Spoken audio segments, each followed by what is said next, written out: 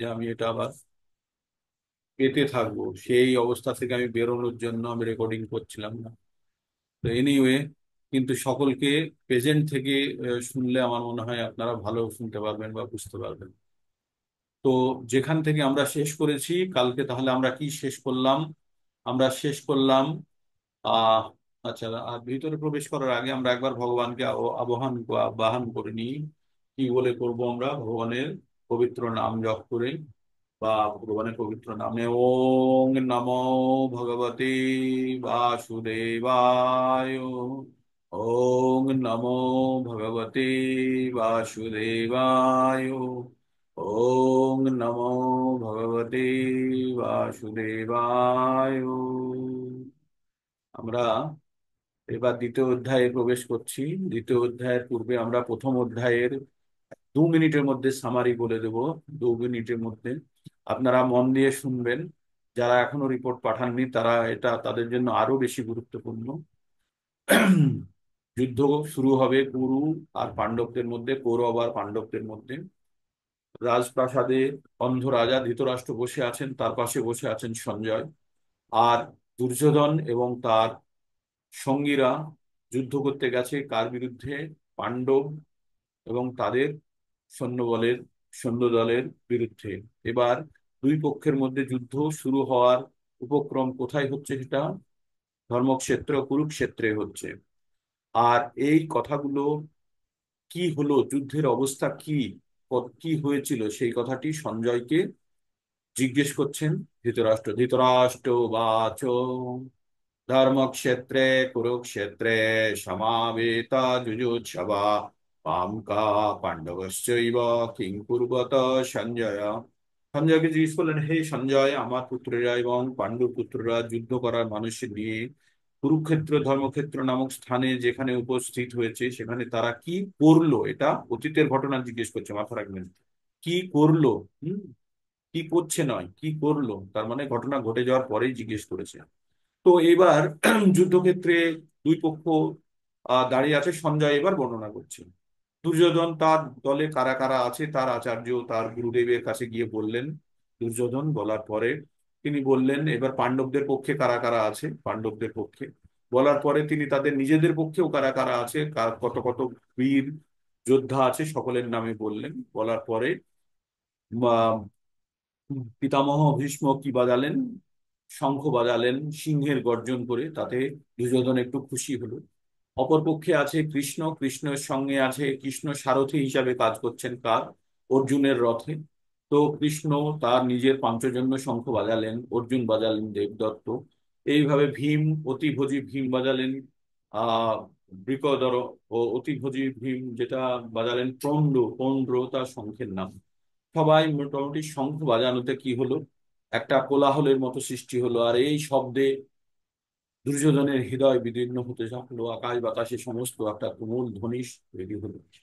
এবার যুদ্ধ শুরু হবে। অর্জুন তার সারথি কৃষ্ণকে, ভগবানকে বললেন যে আপনি রথটিকে উভয় সৈন্যদের মাঝখানে নিয়ে চলুন, আমি দেখতে চাই কারা যুদ্ধ করছে। তারপরে সেখানে গিয়ে রথ পৌঁছলে সেখানে অর্জুন সকলকে দেখলো, দেখে তারপরে দেখলো যে সব তার আত্মীয় স্বজন, মামা, শ্বশুর, কাকা, জেঠু, সন্তান, পিতামহ, মানে সকলকে, সবাই আত্মীয় স্বজনকে দেখে তার মন খারাপ হয়ে গেল।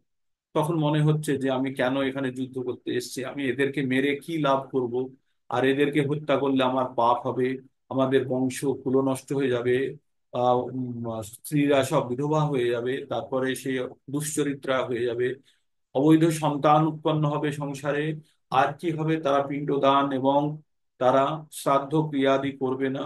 এই সমস্ত পাপের ভার যে যে কারণে হচ্ছে, সেই কারণের জন্য আমরা দায়ী হব, এবং যাদের মৃত্যু হচ্ছে তারাও সকলেই নরক ভোগ করবে। তাতে সমগ্র জাতি ধর্ম কুল ধর্ম সব উচ্ছন্নে যাবে। তো এই কথা বলে অর্জুন বলল, আমার গা হাত পা কাঁপছে, আমার মুখ শুকিয়ে যাচ্ছে, আমার হাত থেকে গান্ডীব পড়ে যাচ্ছে, আমি এরকম যুদ্ধ করতে চাই না। এই বলে সে গান্ডীব রেখে দিয়ে বিষণ্ণ মনে রথের উপরে বসে। এই পর্যন্ত হয়েছে আমাদের। এবার আমরা শুরু করব 2 নম্বর অধ্যায়। যদিও ভগবদ গীতা ভগবানের মুখনিসৃত বাণী, কিন্তু এখনো পর্যন্ত ভগবান একটা কথাও বলেন। ভগবান একটা কথাও বলেন। এবার ভগবান কি বলছে না বলছে, এবার আমরা সঞ্জয় এবার 2 নম্বর চ্যাপ্টারে নিয়ে যাচ্ছে। ভগবান কিন্তু বলার সময় বলেনি যে 1 নম্বর চ্যাপ্টার তো শেষ হয়ে গেল, এবার 2 নম্বর শুরু হচ্ছে। এগুলো যারা বিদ্বান পণ্ডিত আচার্য, তারা এটাকে ভাগ করে রেখেছে মোটামুটি অবস্থা অনুযায়ী। ঠিক? তো আমরা 2 নম্বর চ্যাপ্টারের জন্য কিন্তু খুবই আমাদেরকে যত্ন নিতে হবে। এই চ্যাপ্টারটা কিন্তু পুরো ভাগবত গীতার সার হিসাবে বস্তুত এখানে আছে। তো আমরা আরো 2-3 জন যারা জয়েন করে তারা জয়েন করলো না, না তারা খুব মিস করবে আমার মনে হচ্ছে। তো এবার 2 নম্বর অধ্যায়ে কে কথা দিয়ে শুরু করছে? এবার সঞ্জয় উবাচ তং তথা কৃপয়াবিষ্ঠুম অশ্রুপূর্ণ কুলেক্ষণম বিষীদন্তমিদম বাক্যম উবাচ মধুসূদনঃ। তং তথা কৃপয়াবিষ্ঠুম অশ্রুপূর্ণ কুলেক্ষণম বিষীদন্তমিদম বাক্যম উবাচ মধুসূদনা। এবার সঞ্জয় বললেন, কি বললেন? অর্জুনকে এইভাবে করুণার্ত, করুণ আর্দ্র ব্যাকুল অশ্রুসিক্ত অবস্থায় দেখে মধুসূদন শ্রীকৃষ্ণ এই কথাগুলি বললেন। মধুসূদন কার নাম? ভগবানের নাম। কেন?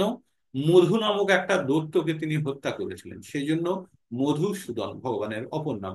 এইরকম অনেক সুদন পাবেন ভগবানের নাম। হরিসুদন মানে হরি নামক দৈত্যকে মেরেছিলেন। তো ভগবানের নামকরণ হয়েছে যাদের যাদেরকে যেমন হত্যা করেছে বা যা কিছু করেছে তার সঙ্গেই অনেক নাম। এই অর্জুনের নামও পাবেন এইরকম, যার যা বৈশিষ্ট্য সেই অনুযায়ী তাদের নামগুলো পর্যায়ক্রমে দেওয়া হয়েছে। কখনো পিতাপুত্র, কখনো ধনঞ্জয়, কখনো কুন্তিও, এই নামে বিভিন্নভাবে অর্জুনকেও ডাকা হয়েছে। আবার কখনো নাম দিয়েও ডাকা হয়েছে। তো এখানে ভগবানের নাম হলো ও মধুসূদন হিসাবে বললেন, ব্যাখ্যা করলেন। কে করলেন? করলেন সঞ্জয়। একটু পড়ে দিই আপনাদেরকে। জাগতিক করুণা, শোক ও জলের জন্য প্রকৃত সত্তা সম্বন্ধে অজ্ঞানতার বহিঃপ্রকাশ। এই যে অর্জুন একজন বিরাট যোদ্ধা, সে যুদ্ধক্ষেত্রে গিয়ে সে করুণা করবে, তার চোখে জল আসবে, তাহলে কি সে যুদ্ধ লড়তে পারবে? তাহলে কি সে তার স্বাভাবিক ধর্মে আছে? এটাই আমাদের অজ্ঞানতার কারণ। কারণ কি? জ্ঞানের অভাব। কি জ্ঞানের অভাব? যে ও কোথায় আছে সেটা ভুলে গেছে, ও ধর্ম কি সেটা ভুলে গেছে। সেই জন্য সে ওইভাবে করুণা ব্যক্ত করছে। কার কথা এটা? সঞ্জয় ব্যাখ্যা করছে ভগবানের দৃষ্টিতে। তো এইরকম দেখে ভগবান তাকে কি বলেছিলেন? এবার তাকে ভগবান কি বললেন? ভগবান প্রথম কথা বলছেন। ভগবান কি বলছে? আমাদের খুব অত্যন্ত আনন্দিত হওয়ার কথা। ভগবান মুখ নিঃসৃত বাণী ভগবদ গীতায় ভগবান প্রথমবার কথা বলছে। তাই আপনারা সবাই মনে মনে ভগবানের কাছে প্রার্থনা করে এবার ভগবানের কথাগুলো মন দিয়ে শোনার চেষ্টা করুন। শ্রী ভগবান উবাচ ভূতস্তাকস্মিলমিদं বিশামে সমবস্থিতম অনার্যজুষ্টমসর্গমকীর্তিম কর্মার্জুনা। আবার পড়ছি। ভূতস্তাকস্মিলমিদं বিশামে সমবস্থিতম অনার্যজুষ্টম অসর্গম অকীর্তিম কর্মার্জুনা। তো ভগবান, পরমেশ্বর ভগবান কি বললেন? প্রিয় অর্জুন, এই ঘোর সংকটে, ঘোর সংকট কেন? যুদ্ধক্ষেত্রে দাঁড়িয়ে আছে। আর সংকট মানে জীবনের আমাদের সব থেকে বড় সংকট কি? মৃত্যু সংকট না? মৃত্যুর থেকে বেশি কিছু তো নেই এই জীবনে, যে তার থেকে খারাপ কিছু তো আর হতে পারে না।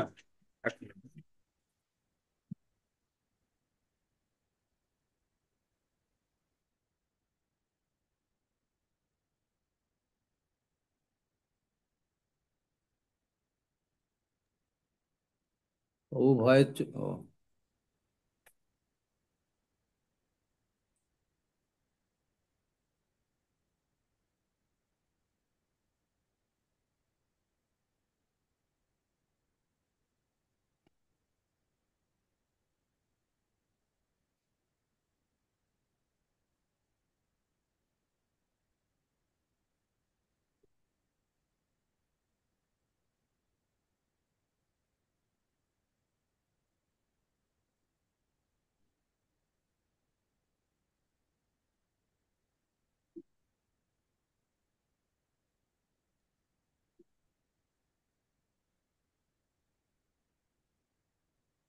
হ্যাঁ, এসছে এসছে।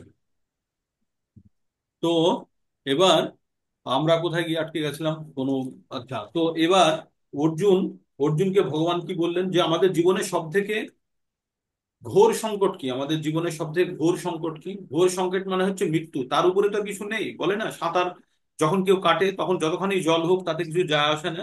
তো তেমনি তেমনি ঘোর সংকট কি আমাদের জীবনে, আমাদের জীবনের ঘোর সংকট হচ্ছে মৃত্যু, তার উপরে কোনো বিপদ নেই। হ্যাঁ, মৃত্যুর উপরে কোনো বিপদ নেই।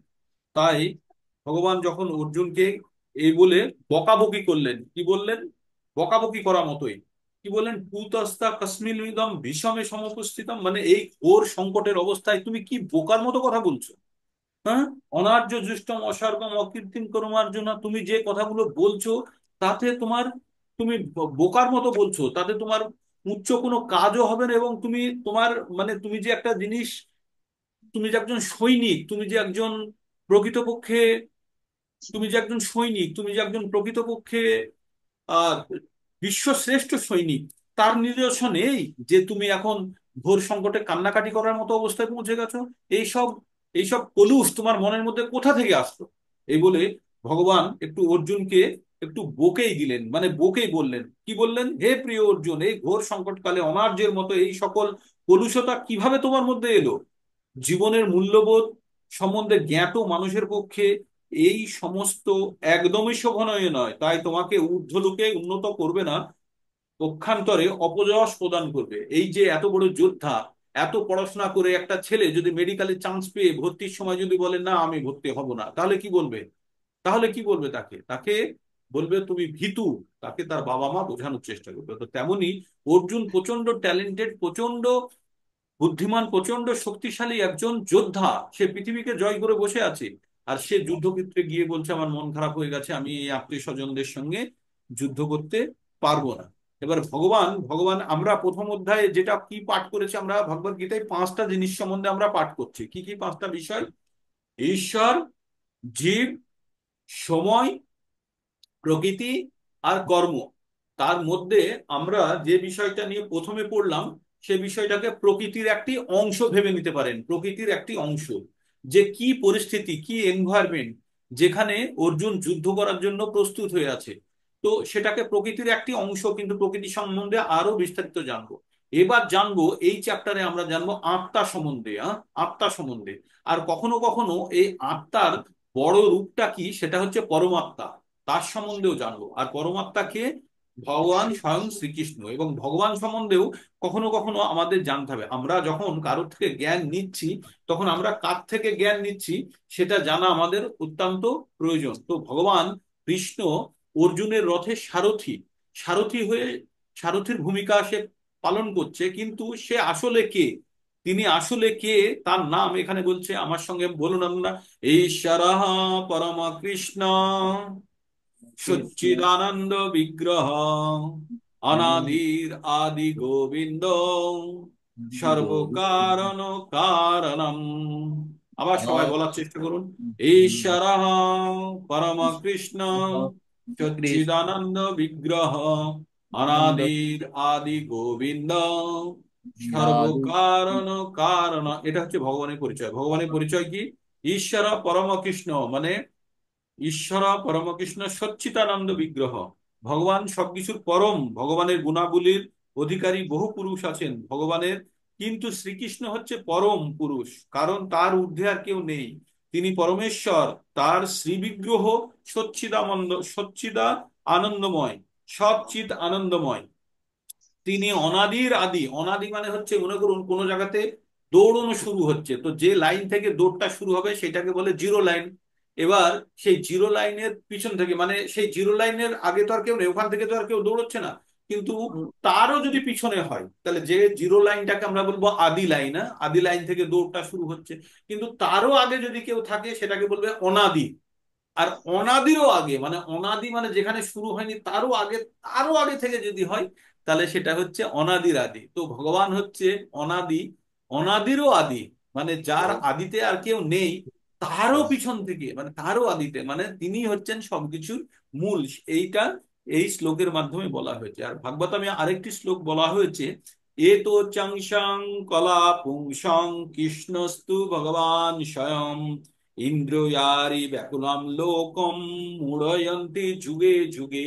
মানে ইন্দ্রিয় রাজা ইন্দ্রের যুগে, মানে রাজ্যে যখনই কোনো শত্রুদের হানা হয়, যখন দেশ একদম মানে শত্রুদের দ্বারা ছিন্ন বিচ্ছিন্ন হতে থাকে, তখন ভগবান বারে বারে আসেন, এসে শত্রুদের নিধন করেন।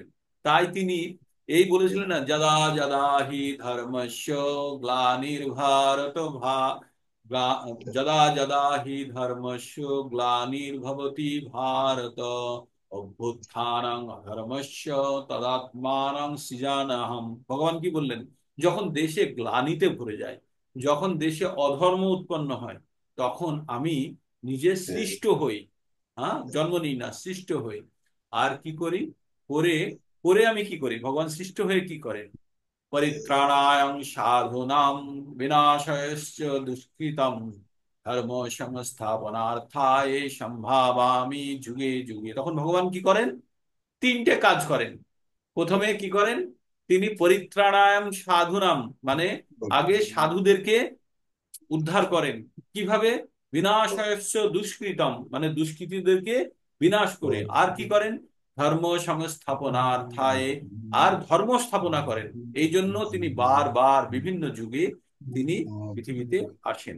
যেমন একটা ঘরে আগুন লেগেছে, ঘরে আগুন লাগলে কি করবেন? প্রথমে প্রথমে যারা ঘরের মধ্যে আছে তাদেরকে রক্ষা করতে হবে, তো তাদেরকে আগে বার করতে হবে। তো ভগবান বলছে, দেশে যখন অধর্ম এসে যায়, মানে দেশে যদি মনে করুন ঘরে আগুন লেগে গেছে, তাহলে কি হবে? ঘরের মধ্যে যারা আছে তাদেরকে তো আগে উদ্ধার করতে হবে, তাদেরকে উদ্ধার করতে হবে। তারপরে কি করা হবে? আগুনটাকে নেভানো হবে। আর তারপরে কি হবে? পরবর্তীতে যেন আর কখনো আগুন না লাগে তার ব্যবস্থা করা হবে। তো তার মানে ভগবান কি করলেন? যারা সাধু তাদেরকে পরিত্রাণ করলেন মানে রক্ষা করলেন। আর যারা অসাধু তাদেরকে কি করলেন? হত্যা করলেন। যারা দুষ্কৃতম, যারা দুষ্কৃতী, যে কারণে আগুন লাগাবা, যারা আগুন লেগেছে, যে আগুনই যদি দূষিত হয় তাকে নেভানো হলো। আর কি করলেন? সুন্দরভাবে ঘরটিকে আবার স্থাপন করা হলো।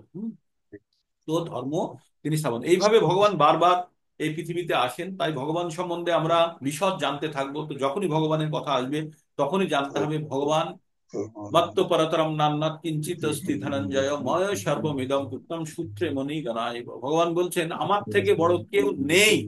পৃথিবীতে কোনো ভগবান এই কথা বলতে পারেনি যে আমার থেকে বড় কেউ নেই। যারা যতবারই বলেছে, যীশু খ্রিস্ট বলেছে I am son of god, আমি ভগবানের সন্তান। মোহাম্মদ কি বলেছে?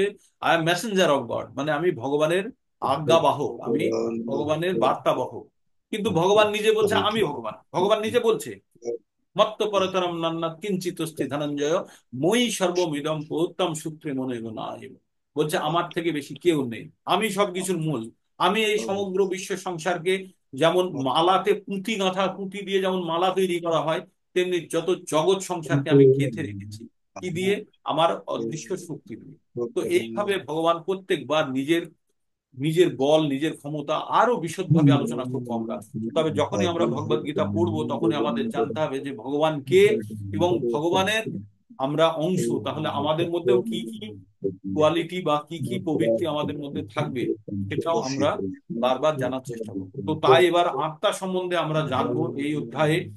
তো এই আত্মা সম্বন্ধে জানতে গিয়ে ভগবান এবার অর্জুনকে বকলেন। কেন বকলেন? কারণ ভগবান নিজে সবকিছুর অধিকর্তা, সবকিছু তিনি জানেন। তাই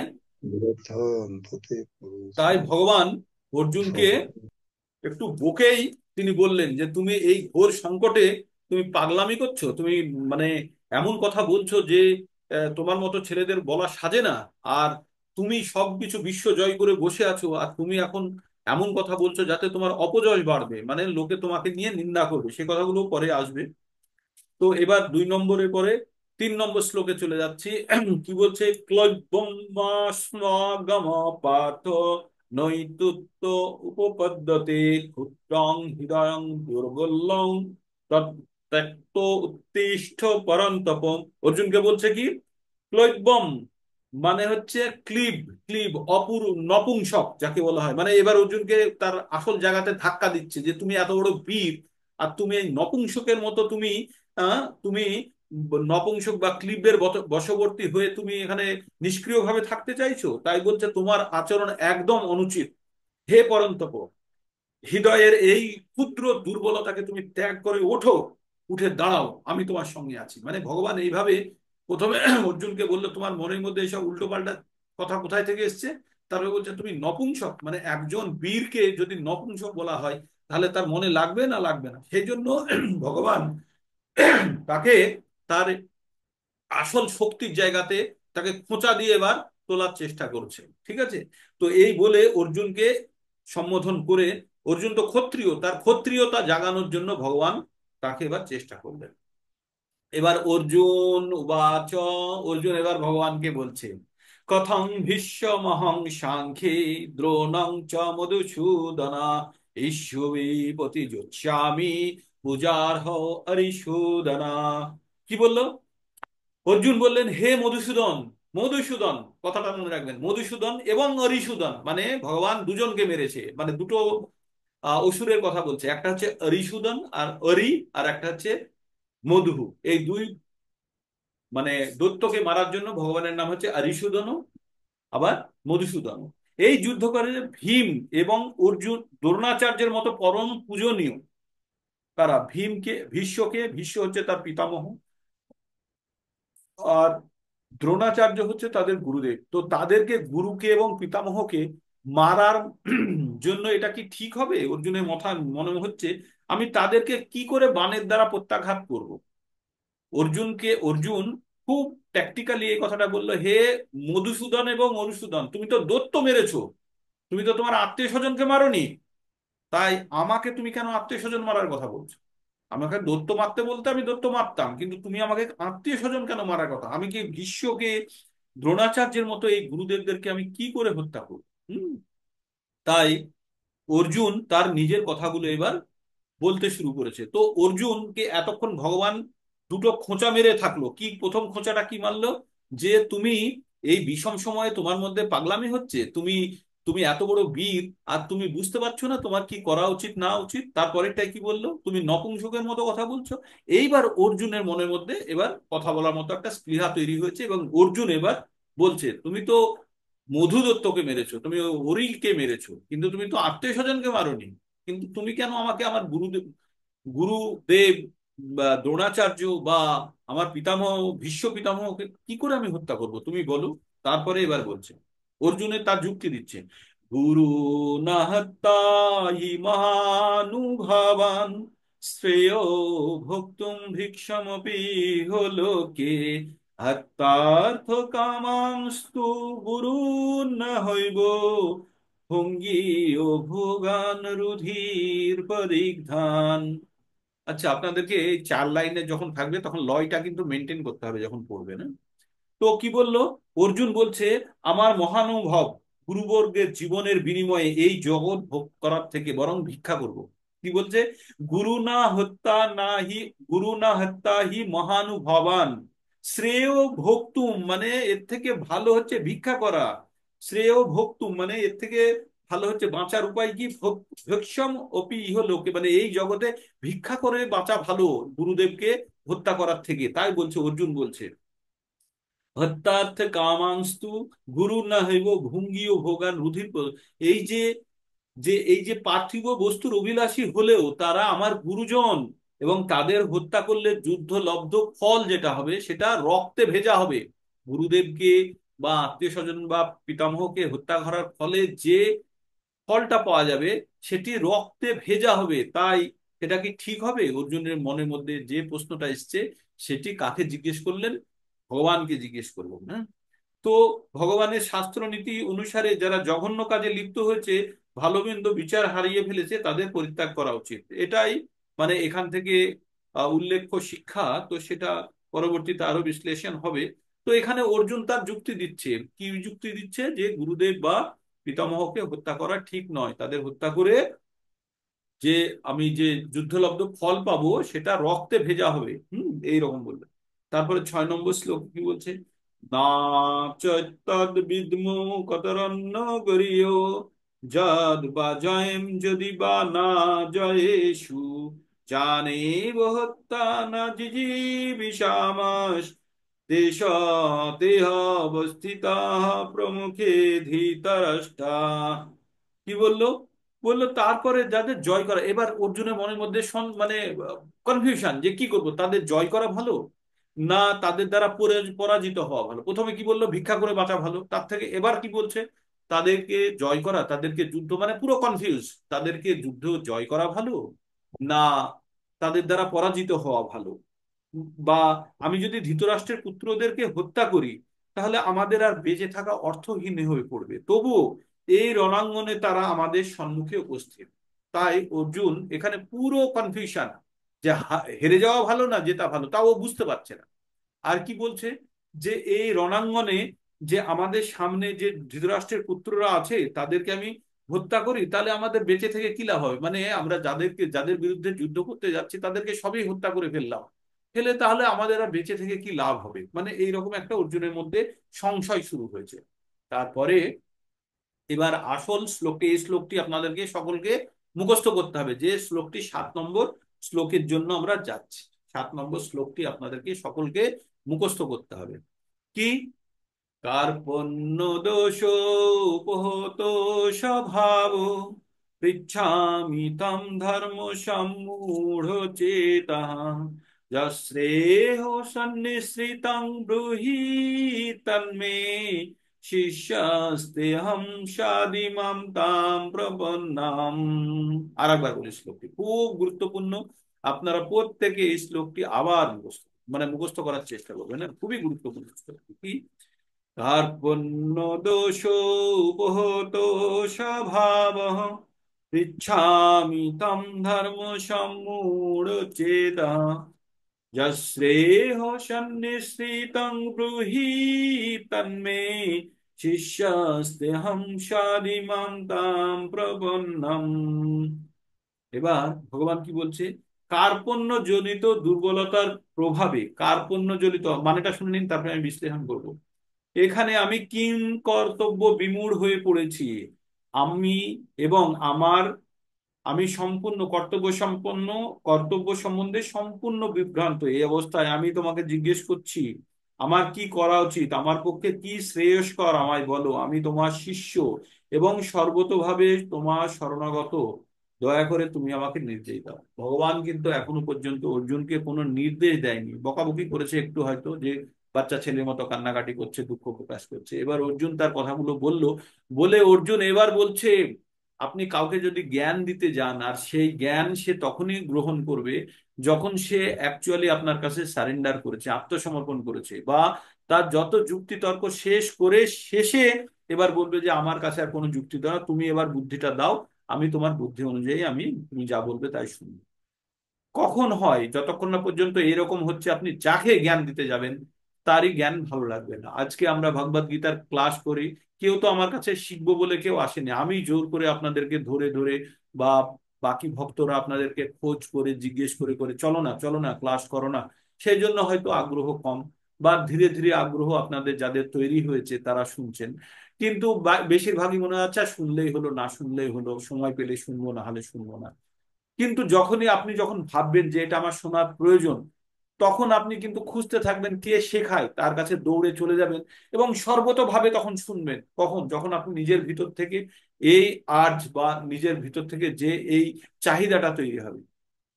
অর্জুনের মনের মধ্যে সংশয় ভর্তি, কি করবে বুঝতে পারছে না, এবার ভগবানের কাছে এবার সম্পূর্ণরূপে সে সারেন্ডার করে দিল, তার যত যুক্তি তর্ক ছিল মোটামুটি দিয়ে ফেলেছে, আর দুটো একটা কথা বলবে কিন্তু এবার সে সারেন্ডার করে দিয়েছে। সারেন্ডার করে কি বলছে? যে কার্পণ মানে কৃপণ, কৃপণ জানেন কৃপণ কাদেরকে বলে? কৃপণ যাদের আছে কিন্তু খরচা করে না প্রয়োজনে, তাদেরকে বলা হয় কৃপণ। তো ভগবান অর্জুন নিজেকে কৃপণ বলছে। কিসের জন্য? অর্জুনের কাছে তো প্রচন্ড শক্তি আছে, বুদ্ধি আছে, বিশ্ব জয় করতে পারে, সে তো যুদ্ধ করতে পারে, কিন্তু যুদ্ধ করার ইচ্ছে হচ্ছে না, কারণ সে তার যে যুদ্ধ বিদ্যা যে আছে সেটা সে ব্যবহার করতে চাইছে না। কিসের কারণে? কৃপণতার কারণে। মানে আপনার কাছে টাকা আছে, খিদে পেয়েছে, তবুও কিনে খাচ্ছেন না কেন? কৃপণ বলে। তো তেমনি অর্জুনের কাছে যুদ্ধ বিদ্যা আছে, শক্তি আছে, সামর্থ্য আছে, কিন্তু সে যুদ্ধ করতে চাইছে না কেন? সে এখন কৃপণ হয়ে গেছে। আর এই কৃপণের কারণে যে দোষ হয় তাকে বলে কার্পণ্য দোষ। তাই বলছে কার্পণ্য দোষ উপহত মানে তৈরি হয়েছে, স্বভাব মানে কৃপণতার কারণে আমার মধ্যে যে স্বভাব তৈরি হয়েছে সেটাই অর্জুন বলছে। কার্পণ্য দোষ উপহত স্বভাব, পৃচ্ছামি তাম, তোমাকে আমি জিজ্ঞেস করছি পৃচ্ছামি তম ধর্ম সম্মূঢ় চেতা, মানে আমি এখন কোনটা ধর্ম আর অধর্ম বুঝতে পারছি না। তাই আমি, আমার বুদ্ধি নষ্ট হয়ে গেছে, তুমি আমাকে বুদ্ধি দাও। আমি তোমার শিষ্যত্ব গ্রহণ করলাম, আমি তোমার ছাত্র হিসাবে আমি নিজেকে তোমার কাছে সমর্পণ করলাম। এবার যেটা সব থেকে ভালো সেটা তুমি আমায় বলো। ঠিক। তো এইভাবে অর্জুন ভগবানের কাছে সারেন্ডার করলো। আর ভগবান এবার অর্জুনকে তার জ্ঞান দেবে। কিন্তু আজকে আর একটা শ্লোক বলিনি। আচ্ছা, অর্জুন এবার লাস্ট তার যুক্তি তর্কের এটা বলার পরেও আর একটা যুক্তি তর্কের কথাও বলছে, বা নিজের ফিলিংস এর কথা বলছে।